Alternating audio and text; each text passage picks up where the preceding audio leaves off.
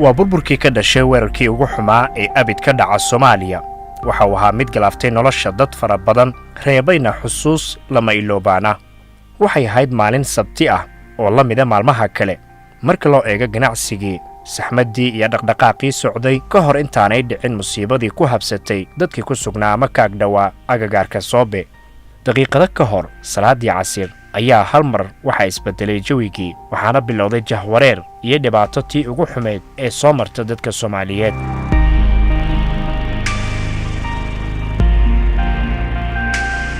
14 Oktoobar 2017 waxay noqotay maalin aan ka go'aynin xusuusta iyo qalbiyada ummadda Soomaaliyeed gaar ahaan dhibanayaasha weerarkii ugu xumaa ee ka dhaca qaaradda Afrika inta la xasuusto sanadooyinkii ugu dambeeyay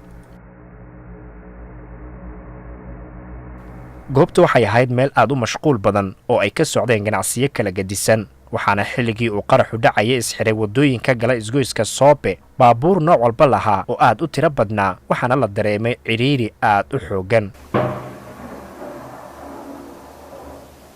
khubaradu waxay ku tilmaameen baabuurka loo adeegsaday qaraxa inuu ahaa nooca kuwa xamuulka ah kaasi oo laga soo buuxiyay 100 kilogram oo waxyaabaha qarxa noocyadii ugu halista badnaa wuxuuna u ahaa bay yiraahdeen qaraxaasi mid lagu sameeyay gacanta 2 sano kadib musiibadii Soobe waxaynu dib u eegi doonaa nolosha dadkii uu saameeyay qaraxa aragtida dadkii ka qayb qaatay gurmadka iyo in la fuliyay iyo in kale ballanqaadyadii la sameeyay iyo talooyinkii la soo jeediyay weerarka kadib نم إسلام نم مسلم نم شجاي ما سلام وحيلاي نم إسلام نم شجاي ما سلام ومدة يلاي لو بقول سد بقول غفورة بعدين لا شم بقول waxay qaadatay maalmo in meydadka laga soo saaro burburka dhismooyinkii dumay hoostooda waxaana la aaminsan yahay inay jiraan dad badan oo xitaa jirkooda uu baaba'ay arrintaasi oo loo sababeeyay xoogga iyo awoodda uu lahaa qaraxaasi iyo halista kiimikada waxyaabaha laga sameeyay qaraxaasi in la hubiyo tirada rasmiga ah ee dhimashada iyo dhaawaca ka dhashay qaraxa Soobe ayaa iyaduna qaadatay muddo 5 bilooda warbixin uu soo saaray guddiga taakuleenta iyo gurmadka qaran bishii saddexaad ee sanadkii 2018 waxa lagu sheegay in 578 qof ay ku dhinteen qaraxaasi halka dhaawacuna uu kor u dhaafayay 300 oo qof tirada caruurta ku agoontowda qaraxaasi waxa ay kor u dhaafaysaa 1500 sida uu sheegay guddiga inta badan dadkii ku waxyeelooba qaraxa waxaa loo kala qaaday wadamada dibadda halkaasi oo loogu fuliyay daaweyn iyo daryeel jugta ma maqal waxay ugu dhacay jugta iyo nabarkay gaarin ma xasuusto anigoo waxay ugu dhaceen baan arkay nuur cilmi jaamac waxa uu ka mid ahaa dad badan oo hoteelka Safari oo aan ka fogeyn isgoyska Soobe ku sugnaa markii uu qaraxu dhacay si la mid ah asxaab kale oo hoteelkaasi ku sugnayd nuur waxa uu waqtigaasi isu diyaarinaya salaada casir balse salaadaasi ma aanu haleelin laba lugood waa ka jabay taankan nabar weyn baa iga gaaray maskaxda bir baa iga gashay gacantaan way go'day bir baa inta ku jirto hadda cod ka haysata oo hadda weli ku jirta kulli sida la sheegay isbitaalka Feeraleekii dawladda Turkiga baa gurmad samaysay inay dadkii qaato waa la qaaday moogay Turki baa leekii 28 bari kadib baa ilaahay maskaxdiisa cusub marka waa yaabay meeshaan joogo kadib waxaan ogaaday inaan Turkiga joogo nuur haatan waxa uu dib ugu soo laabtay Muqdisho inkastoo uu aaminsan yahay in uu yahay nin nasiib badan oo ka badbaaday qaraxa isla markaana helay daweyn haddana weli noloshiisa wax badan ayaa iska bedelay welina waxa uu la tacaalayaa dhibkii soo gaaray isbitaal Digfeer baan galay kadib oo bukaanaan ahaa dhaawacii waa igu yaalay labada lugood jabkii birihii baa ku jiray laakiin biro kale taa la soo kalsho gudaha ku jira lugta qayb baa dhaawac ahayd oo hilibku ka maqnaa marka Digfeer baan waxaan helay 5 bilood dawladda Soomaaliya gurmad bay samaysay gaar ahaan waxaa gurmad sameeyay gudoomiyaha gobolka Banaadir Maxamed Taabit baa loo rajinay naastiisa anigu aqoon uma lahayn laakiin gudoomiyaha Taabit baa dadkii gurmadka sameeyay ka mid ahaa gaar ahaan aniga asaga qaaday isbitaalkaas ay soo saaray diyaaraddan asaga saaray gacantiisa ugu qaaday mana aqoon marka waan mahad celinaa aad baan u mahad celinaa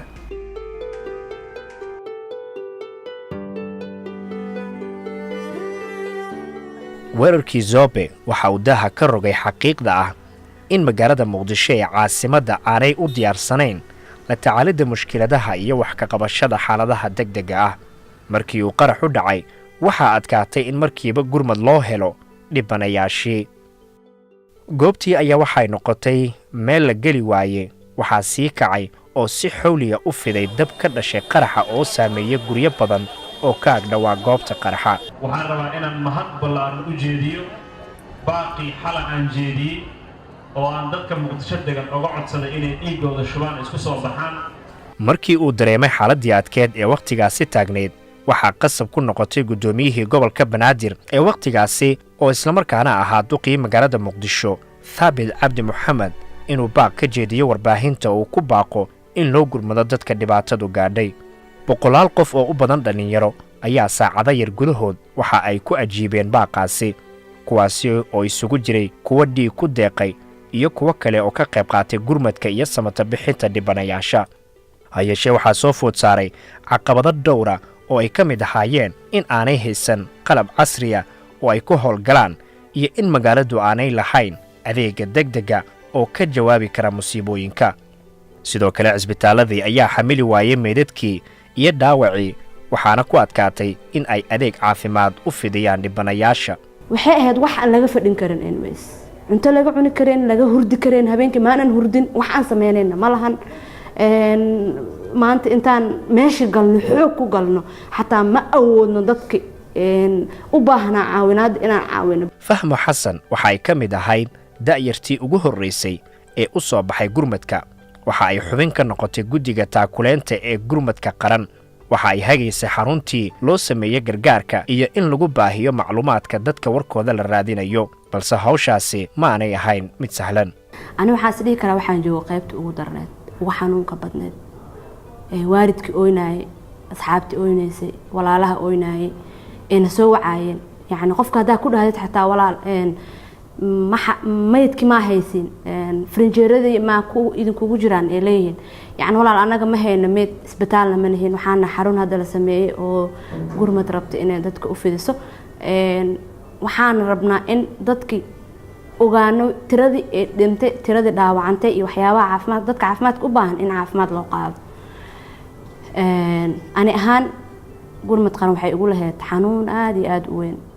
inkastoo dad badani ay u soo baxeen in gacan ay ka geystaan samata bixinta dadkii ay dhibaatadu soo gaadhay haddana waxaa la waayay adeegyo muhiima sida halkii lagu keedin lahaa dhiigga istaalada waxaan kala kulannay culays badan oo ah inna la dhahay hadaa dhiig shugaysiin xataa meelaa dhiig ku shubna malan dadkiina ay dhiig u baahan yihiin dadkiina dadkooda ay la-yihiin oo meeshii zaxmad badan ay ka jirto isbitaal walbaa tagtidna dadkii aadan dhiig iyo waxba aadan siin karin gudoomiyihii gobolka Banaadir ee xilligaasi mudane Thabit Cabdi Mohamed ayaa ka mid ahaa mas'uuliyiintii horkacayay hawsha gurmadka waxay ahayd howl culus oo qaadatay dhowr maalmood 2 sano kadib Thabit waxa uu ka warramay cadaaladda iyo daryeelka ay filayeen dhibanayaasha dhib intaas la eg ama masiibo inta la eg markay dadka gaartana cadaaladdu qofka filan kara waa 4 nooc midda ugu horeysa waxay tahay in dambiilihii la soo qabto oo sharciga la marsiiyo midda labaad waxay tahay in dawladda ay magdhow ka bixiso mas'uuliyaddan ay cid qaadato midda saddexaad waxay tahay in daryeel joogto ay helaan dadkii waxyeelada ka soo gaaray ee ku agoontoobay rajo ku noqday ku maalbeelay amaba ku naafoobay midda afraad oo qofka cadaaladda uu filan karana waxay tahay in la abuuro jawi nabdoon xasilan oo lagu damaanad qaadi karo in dhib intaan la eg uusan mar kale dhici karin saacado kadib markii uu weerar ka dhacay waxaa caddaatay in musiibadani ay tahay mid Soomaaliya kaligeed aanay waxba ka qaban karin maalmihii xigay weerarka waxaa magaalada Muqdisho si isdaba jooga u soo gaarayay kaalmo ka timid dibadda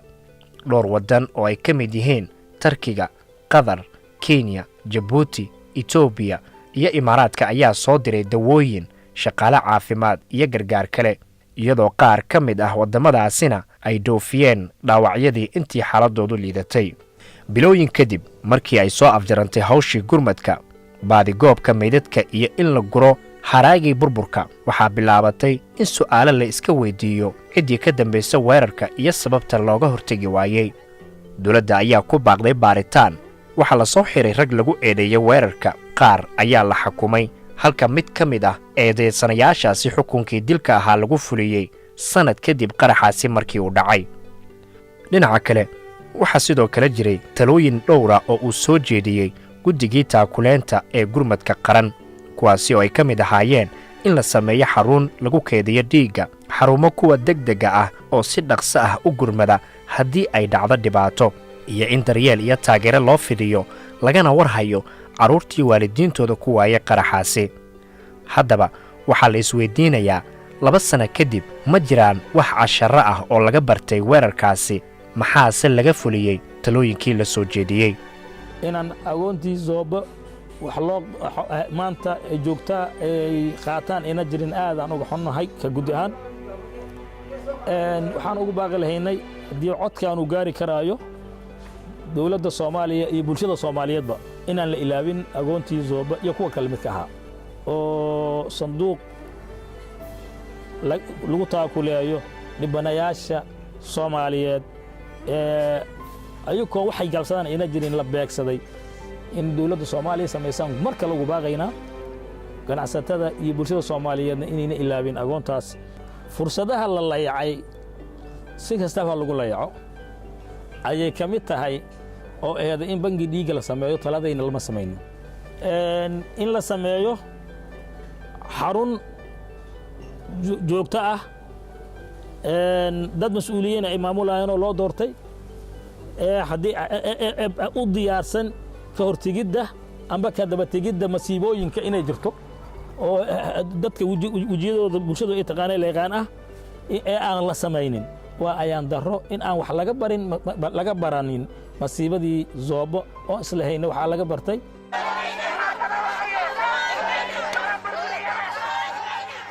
dhinaca kale qaraxii 14 Oktoobar waxa uu mideeyay shucuurta iyo dareenka shacabka Soomaaliyeed meel walba ay dunida ka joogaan. marka laga reebay in shacabku ay ku deeqeen malaayiin dollar oo gargaar ahaa, haddana si gaara waxaa loo xusi karaa in 10 kun oo dhalinyaro ah markii ugu horreysay ay ku dhiiradeen in ay isugu soo baxaan waddooyinka caasimadda. maadaama dhibkaan uuna soo gaaray midnimaan uga bixi karnaa. waa maalintii midnimada 14 Oktoobar dhaqdhaqaaqiisa waa maalintii midnimada. waxa ay diyaar u ahaayeen in naftooda ay u huraan difaaca dalka iyo dadka. haddaba 2 sano kadib waxaa la isweydiinayaa ma laga faa'iidaystay dareenkaasi, awooddii iyo heelankii ay muujiyeen da'yartaasi. ani ma isdhahaynin dhalinyaradan maanta hawsha intaas la eg qabatay aa la sii dayn doona. yani waxaa laga dhigan doonaa isdhahaya dad lagu duulo mar walba oo laga dhigto maxaa la dhihi jiray waxyaabihii lagu duuli lahaa. taas may dhicin, lagama faa'iidaysan. sheekadii meeshaasay yani ku dantay. waxaa hubaal ah haddii runtii laga faa'iidaysan lahaa maalinta in ay horseedi lahayd nabad waarta, sidoo kale la soo afjari lahaa argagixisada al-shabaab. maanta waxayna hor yaalla ma quusanayno oo naxariista alla lagama quusto, damiirta ummadda Soomaaliyeed lagama quusto. falkaas nagu dhacay oo maanta ay tahay inaan ku xusuusanno gurmadkii ummadda Soomaaliyeed iyo dhibtii ummadda gaartay, iyo sidoo kale inaan ku xusuusanno in uu jiro cadow argagixiso oo al-shabaab ah oo mar walba jecel inuu sidaa noo gumaado, ayaa waxay tahay in dib dadkii la isugu raadiyo, enerjigii la dhaliyo, hoggaankii xaqiiqatan hor kici lahaa ee ummaddan dareenka saxda ahaa ay wada qabaan oo dhibta wada gaartay ee guri walba gaaray in looga faa'iideeyay in uusan mar dambe ku soo laaban. taa ayaa muhiim ah. waa goobtii uu qaraxu ka dhacay 2 sano ka hor. dib ayaa loo dhisay daarihii burburay. waxaa sidoo kale dib loo unkay ganacsigii baaba'ay. xaaladdiina waxa ay dib ugu soo noqotay sideedii hore, balse murugadii iyo dhaawacii dhinaca maskaxda ee uu reebay qaraxa weli waa mid taagan. waxaase hubaal ah in haddii aan wax laga beddelin qaabka loo sugayo ammaanka, islamarkaasina aanan la qaadin tillaabooyin wax looga qabanayo musiibooyinka laga yaabo inay dhacaan, in caasimaddu u nuglaan karto weerar kale.